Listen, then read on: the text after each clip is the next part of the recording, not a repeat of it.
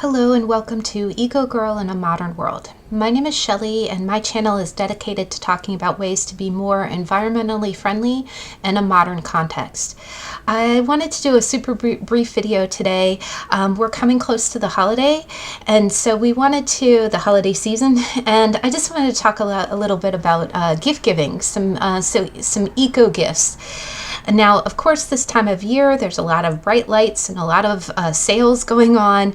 And of course, when you're doing that, it kind of falls under the same rules as if when you're buying for yourself. You do want to keep in mind, if you are buying clothing, that you're looking for natural fibers, you're really looking for something that would fit the style for the person that you're buying for. Plus, you want to look for B certified corporations. Is the person making it doing it with organic fabrics? Do they pay a living wage? Are they making it ethically, and is it being shipped ethically? You can always go to there's a website called Good On You. That's a good way to check the practices of the company. But of course, if you're looking to buy new, which if you're buying for other people, those are good things to look for. The other thing is, if you are looking to buy gadgets, of course, you're going to be very tempted. You're going to look at it and say, oh, that would be such a lovely gift to give this person. And I think sometimes we do get a little bit more quantity over quality when we think Christmas. We want it to be a big spread of gifts to show our love. But the big thing I always like to think of is this going to serve a function? And what is that function? Because I like to think of it as, when you look at it, and like if you see a snow globe, a snow globe kind of has one purpose, and then the rest of the year, the other 11 months of the year, it's fragile. It has to be stored. It's basically just taking up space, and it can only be used for a decorative purpose. But if you decided to do something different, like if you decided to get someone a set of red table linens or something like that. Red table linens can be used at Valentine's Day. They can be used at Christmas. They can be used at different times during the year without it being limited to the one occasion. So I like to keep that in mind when I'm shopping for other people. Now, a few other things that you want to talk about if you watch this channel. Basically, we kind of want to adhere to the same eco rules that you would for yourself when you're shopping for someone else. There's another great channel here on YouTube called that's hosted by Christina Mychas, and she has a great saying. She always says, if it's not a heck yes, it's a no. And I like to think of that when I'm shopping for other people as well. I like to look at that item and think, okay, would the recipient of this gift be completely over the moon that I was getting this for them? If the answer is no or lukewarm, you probably want to save your money. Again, you really want to get a whole lot of home runs when it comes to your holiday presents, instead of something lukewarm that they might not use and might end up discarded or donated later, right? So that's always a good thing. Another thing that Christina Mychas says that is always really good is she always says, don't buy a problem. So if you wouldn't buy a problem for yourself, don't buy a problem for someone else. So I like to think of that in the terms of, like, this time of year, everybody wants their house to smell good. So what do? You buy a candle, right? But if you think about it, if you're like, okay, I know for a fact the recipient has like 10 million candles. If you're buying them another candle that they have to store or use or try to find a purpose for later, again, you probably don't, if you wouldn't do it for yourself, don't do it for them. In that vein, speaking of candles, if you are going to look for a candle, if that's something you really want to give someone, it is good to look for soy-based candles. Also, it is good to look for those that might come in either glass or a tin. It's kind of difficult to recycle candles after they're used up, but most candles, and especially the cheaper ones, are petroleum-based, which is oil-based. The air quality isn't always good when you burn them, but soy candles tend to be a little bit on the cleaner side, and if they come in like a glass jar or something like that, you might be able to either repurpose it or possibly recycle it at the end of its life. Now, in that same vein, a lot of times we want to, one nice thing that you can do is if you want to introduce a family member to a green product line, that's always a nice thing to do around this time of year, especially if it's something that served you very well. I know for a fact my sister loves the scented hand soaps. Like she likes to use the foaming hand soaps that smell like the different scents. And I was actually looking at, there's a company called Blueland, and Blueland is nice because what you do is they are, I think they're B certified. They ship their refills in zero waste packaging. It's all like cardboard and recyclable. And what it is they're one of those companies that you buy the starter set of bottles, and then the refills are little tablets that dissolve in water, so you can refill, and they do come in those scents. So like, they have like 3 different scents for the holiday time. Like it might smell like pine, it might smell like gingerbread men, and then in the spring you've got like lilac and lemon, and so you can get variety, and she would still have the little foam pump. They do also offer that for their cleaning supplies as well, like their glass cleaner, and then bathroom tile cleaner. And it's really nice because those introductory bottle sets, what the starter kit that gets you in the door with them, are usually the most expensive part of that. So by giving somebody the gift of the starter set bottles, it really introduces it to them, and then they can just save money by, and the planet, by not throwing away pumps, not, ever having to, they can just buy the refills, and that's a good gateway to an eco-friendly product. Now, I was really looking at that because she does love her little foam hand soaps. The only thing is, the one benefit of being in a real digital age is that you can see feedback for a lot of these companies. I did see a few replies that said that sometimes the foaming hand pumps stopped working, and I don't take that as a fault to Blueland. Again, anytime something foams, it's, it could be just a hardware defect. So that's one good thing to look at. The one benefit of being all digital now is that you can look at the reviews and see if that would be a good fit. But I didn't see any of those type of replies for any of the cleaner bottles. So again, still a lovely idea. That's something you could look at. That also bridges into makeup. I have a really great video here on my channel that talks about makeup in depth. Please feel free to check that out if you'd like some additional details. But there are some green makeup lines, and what it is they come in the refill inserts come in aluminum holders. So aluminum is highly recyclable, and what you do is you just buy the starter case, and then you buy the inserts as you go. That's also a really lovely thing for the same reason. Buying the starter kit is usually the most expensive part, so to give that to someone is a nice kind of introduction into more green kind of products. So that is something that you could also think of as well. Now, getting more into the real world, of course, I use green products, but then, eco girl in a modern world, I have a lot of products that I prefer not to use the green product because it just doesn't work as well as the mainstream product. Like, you're going to have your skin cream, you're going to have your concealer, your eyeshadow, that the green stuff is just not going to fill the bill, right? And of course, when you're shopping for other people, you're going to have that same problem. You don't want to, you can buy the green product, but if they're not going to use it, that's not going to benefit anyone. So in that vein, one good step that I like to encourage is, find out the product that person really uses, because to use something up, wear it out, is going to be the best way to be eco-friendly. And, so again, with my family, I've got 2 nieces, so I usually ask the other niece or ask their mom, hey, okay, is there a perfume that they like to wear? Is there a face cream that they like? Is there a concealer that they're running low on? Because the moments, you can get the intel that's like, hey, she really likes this concealer and it's hard to find, or she's running low on this. And you can use yourself as a reference. I know for a fact I've used the same hand cream for over 20 years.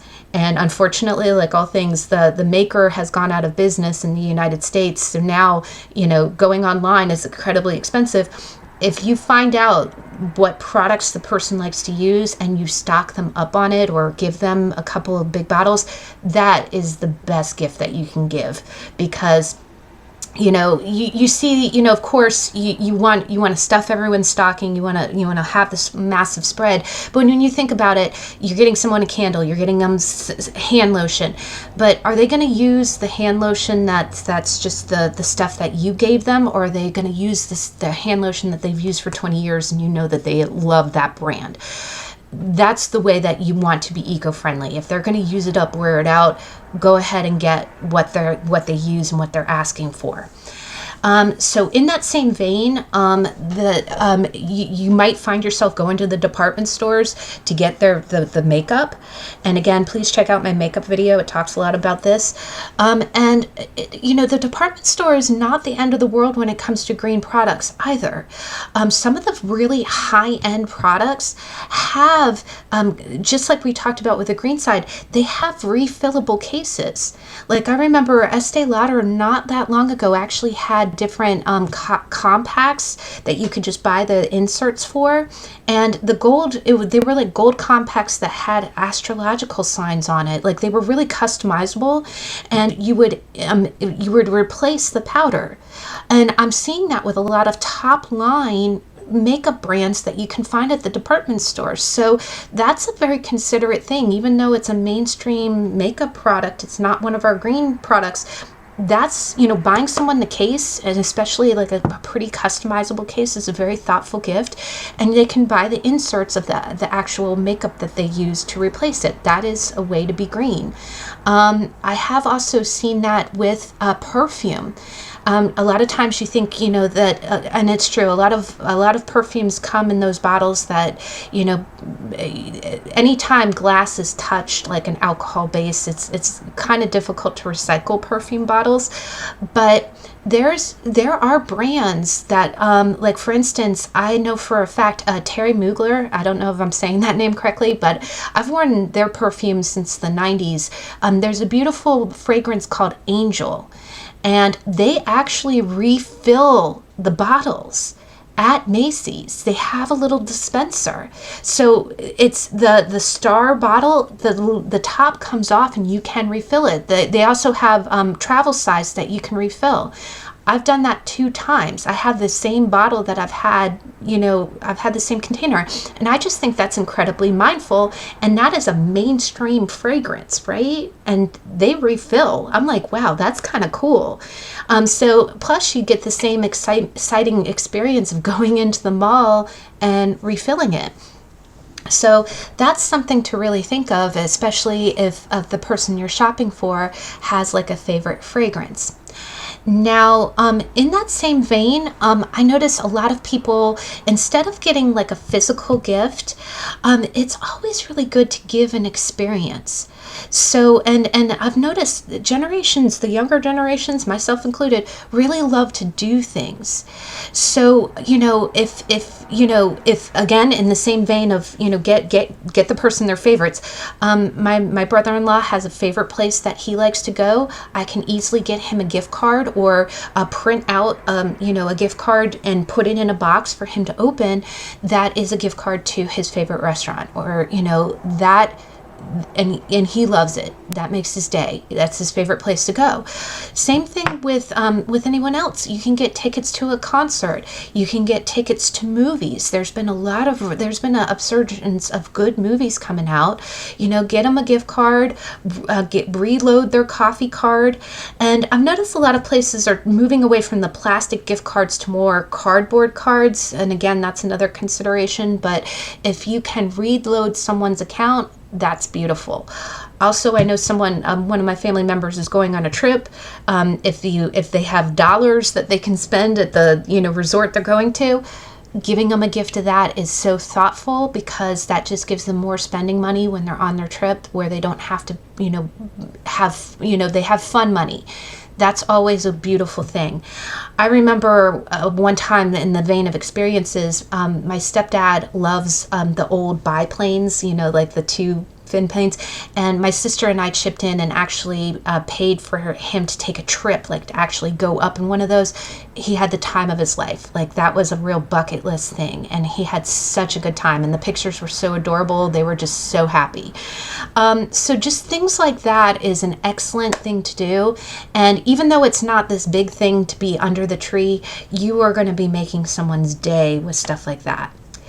In that same vein, if you would like to kind of shop more local and buy more artistic things, again, you know, if you have artisans that live with, you know, if you go to, I know it's kind of colder where I'm at, but if you have the farmers markets or the craft shows, and a lot of craft shows are indoors, you can really find beautiful works of art. You can find handcrafted things. And I know for a fact, one of my good friends is a watercolor artist, and she does such beautiful work, and she posts it all the time. She paints a lot of nature scenes, and I actually commissioned a piece to be made for my mom. It won't be available until after Christmas, but I think I'm going to give it to her close to Valentine's Day. But I just sent her a picture, and she's going to paint a nature scene that is important to my mother with my mom in the picture. I'm just so excited, and I think that's a beautiful thing. I'm not only supporting an artist, I'm supporting my friend, but I'm getting a beautiful piece of art out of it. That's something you can definitely do. Also, if you're a skilled artist, you know, if you know how to crochet, if you know how to sew, if you know how to draw or paint, doing something beautiful like that is a really nice, thoughtful gift to do. I'm not the greatest at sewing, but I am very adept at making bags.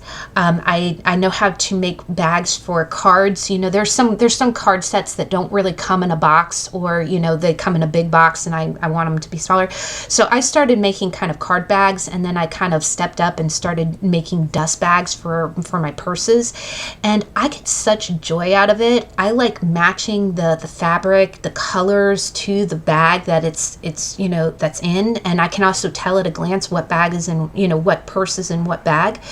And I love using leftover material. I love upcycling material. I know I posted not too long ago, I made one of those dust bags out of an old pair of jeans that were all ripped up. You know, they were my favorite pair of jeans. I wore them until they fell apart, and then I used the leg of it to create one of my dust bags. So you could absolutely do that. You know, gift bags are actually another way that you can really save on wrapping paper as well. Wrapping paper and those synthetic bows are probably the #1 fillers of landfill this time of year. I actually used some leftover material, and I created, this is one of the many drawstring bags that I have for gifts, and I made this. And you can use just a little paper tag, and the nice thing is you can take the tag off if you're giving it to a different person, but a lot of times my family, we reuse the same bags every year. This bag I actually found at a store. It's a linen bag, and it's got scenes from the Nutcracker, and this is actually a real gift for my niece. I know the pom-poms are synthetic, but everything else I think is cotton and linen, and it's so beautiful that, you know, this is her real present, and we know that it's for her because it has the Nutcracker on it. Now, so that's one thing that you can think of when you're, you know, wrapping. Another thing that you have to keep in mind is if you have some nosy Nellies, you have some people who will peek if you just put them in a bag, you could absolutely just put it in a box. I'm a notorious box hoarder. When I get a good box, I don't want to let it go right away. And it's perfect this time of year because you're probably getting some packages in the mail. And if you want to check out, I do have a packaging video that talks about everything here. This is craft tape. This adheres very, very nicely to cardboard. And the great thing is, unlike plastic tape, once you cut open the box, you don't have to peel this off to recycle the box. You can just, you know, this is recyclable. So you can adhere the box closed, and then after it's open, when it reaches its end life, you can just flatten it with this tape on it, and it can be recycled. So this is a good way if you know that you're going to have some peekers. You can tape it down and then put it into your cloth bag. Either that, or if you want this to be a regular wrapped gift, once you have your gift in the bag, I like to use a lot of craft paper. Sometimes I buy stones, like gemstones, big rocks. And when I buy them, I get it wrapped up in this type of paper. Usually it's the darker brown paper. It looks like cardboard, kind of craft paper. But this is an excellent, I save all the paper that I get because it's highly recyclable. But this is a good thing to wrap up your gifts. And again, there's some great videos here on YouTube that talk about how to wrap a gift without needing tape. Like, it's almost like kind of an origami technique that you can wrap it without having to tape it down. So I feel like this is a good way to go. I also keep a lot of leftover ribbon, so you can always tie up the, package pretty, or use some of that hemp thread, the twine. And it looks so lovely. I don't think it looks tacky. I think it almost looks prettier and a little bit more nicer than the flashy paper. But this goes a long way for saving waste. And if you can fold it in a nice way, or tie it closed with a bow, we're so good. We like to reuse everything after we open it up. The ribbon will get given back, or the bags will be given back, and we just store it for next year. In that same vein, we reuse these type of bags. So, and then there's a lot of card holders that can be reused. So again, even though it's more of a plasticky kind of thing, you can put, if you've got gift cards, you can put it in the same thing, and then again, gather it back up so it can be used next year. One of my nieces loves mushrooms, so you can reuse the tags the same way. And it just keeps it out of a landfill and lets you reuse it until its end life. So those are just some of the things that you can think of when you're giving gifts. The other thing is, when you think of stocking stuffers, again, a lot of times you want the little novelty things to stuff in the stocking. That is a good thing to stay away from. Again, if it's just going to be used once and then kind of forgotten about, you don't want to take up space. But again, if it's something that you think the person would really enjoy, of course, use your best judgment. But one other thing is, a lot of candy gets passed around. And when I go to the grocery store, I notice that candy can come in these boxes, and these are so great. And they have, the nice thing is, it's a good size portion, and there's a lot of different ones. Like, I've seen M&Ms, peanut M&Ms, raisinette, milk duds, mint snaps, just about every type of candy. My stepmom loves milk duds, and the great thing is, when you open it up, the candy's inside. Once you've eaten it, this is cardboard. You can flatten it and recycle it, and I just feel like this is so much more eco-friendly than the plastic covered bag stuff. Plus, it's a lot more cost effective. One of those boxes is usually like $1.30, $1.50 at max. I mean, I know inflation is a bear, but that's pretty good for the portion of candy, and it fits really nicely in a stocking. Now, just a few other things. Of course, I believe in buying secondhand. I know sometimes that's a little bulked at, but I've been to the thrift store plenty of times, and I've seen brand new garments. Sometimes the garment still has the tags on it. It is that new, and there's nothing wrong with it. And I think if you find something that you think someone would enjoy, absolutely, there's no harm in finding it at the thrift store. Of course, you might have a little bit of cleanup to do, nothing too terrible. You probably saw me post on Instagram. I found a beautiful vintage Coach purse.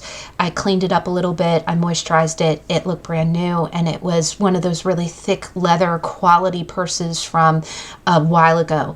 So I don't think there's anything wrong with doing that. If you find something someone would really like, I know for a fact I like to collect shells, and I love the glass bowls that are kind of concave like this. And these are not easily found. Like, you don't just walk into Target and find this kind of stuff. You can't even really find it at HomeSense or anything like that. But you can find them in spades at the thrift store. So if you find something that's lovely like that, and someone loves that type of style, take it home. It's glass. Wash it real good, hand wash it, put it through the dishwasher, wrap it up, gift it. It makes for a beautiful, thoughtful gift. The other thing is jewelry. Jewelry is really beautiful to find secondhand. The necklace I'm wearing is a sterling silver tree, and I found that at the thrift store for $30. And I came home, I polished it up, it looks brand new. And it is the most quality silver that I've ever seen. So again, you know, the other day I saw a beautiful oval pendant that was solid onyx, and it was labeled for $60. So a lot of thrift stores know the value. They're not gonna gouge for it, but you know, to find an onyx that was this big in a necklace for $60, and it's probably a vintage piece that has that quality that the jewelry is not made as nicely as it used to be in the past. If you find something lovely like that, you know, just use a polishing cloth, clean it up real good, put it in a beautiful box and gift it. I think that's a lovely thing. The other thing is, if you're looking more jewelry, there's a lot of, just like you can find ethical retailers of clothing, you can find some really ethical retailers of jewelry as well. And a lot of places will use recycled gold, or, you know, recycled silver, or, you know, lab created gemstones, which are both more ethical and more sustainable. So, you know, just kind of do your homework. And I mean, you don't have to buy new if you don't want to. And of course, you can always go to Mercari, you could go to ThredUp. And if you kind of know your person's style, you could probably find a really beautiful piece secondhand. Now, the last thing is, again, if you're talking about kiddos, I know when it comes to kids, if they want the latest video game, you're going to get the latest video game. But I always feel like vintage toys are not a bad option as well. I remember a couple years ago, and I know this was a throwback to my childhood, but my sister had gotten me a doll. It was a gem doll that I had when I was a child, and here I'll put up a picture. I'd had the same doll when I was a child, and she got me the doll for Christmas, and it was really exciting to see it again. And you know, again, a lot of toys from the 80s, they're made of plastic, they're made of polyester. You know, even though it's 40 years old, if it's a clean piece, it looks brand new. And a lot of reboots are happening. You know, there's a lot of rebooting, you know, like Strawberry Shortcake and, you know, My Little Pony. I mean, again, you know, use your best judgment if you're buying something that's that old.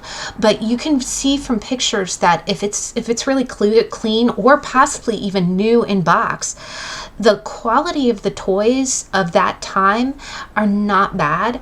And I feel like I am going to be probably making a whole separate video about that, because we really are throwing back to it. I know I got my sister a few toys that had a lot of sentimental value to her. Like when I was little, we traveled, and when we were on the plane, my mom had gotten my sister a specific toy that she really, really wanted, and along the way, you know, during moves, it got lost, and I was able to find one. You know, she found one that was a replacement. I found one that was a replacement for that same toy, and she loves it. It just brings back so many memories. So I feel like that's just a fun thing to share. If it's, you know, if your child likes a reboot, and goodness knows, you know, a lot of the stories, you know, if you love Sesame Street as a child and your child loves Sesame Street, you know, a lot of the same toys that you can kind of enjoy together. Of course, use your best judgment. Make sure it's a nice, clean piece. But, you know, if there's a way to recycle and kind of share the joy, those toys really last a long time. I'm seeing a lot of He-Man, I'm seeing a lot of She-Ra, a lot of G.I. Joe, and it's like, wow, we had this stuff back in the day, and you know, today it would be the same, if not, you know, better quality again than some of the newer toys. But of course, we're in a modern age where if they want what they want, you know, get it, but definitely try to find it in the quality pieces that cut down on waste, and still bring them a lot of joy on, you know, to open on the day. But I did want to just stop by. The year has gone by so fast, and I'm so grateful for my followers. I started out with 3 followers, and now I have a beloved 11 followers now. I've always been about slow growth. I don't want to have 1 million followers overnight, but I'm very grateful for your viewership, and I thank you for checking out my channel. Again, if you're new here, if you like what you see, I would be very honored if you would like, comment, and subscribe. And I promise you, I know we've been with the same backdrop forever. I've been promising forever, 2025 is going to be a new leaf. We are going to be taking some field trips, and it is really exciting what we're going to be talking about. So I look forward to that, but before we rush ahead, let's stop and enjoy the warmth and wonderful end of this year. And I thank you so much again for checking out my channel, and I'll catch you in the next video. Bye.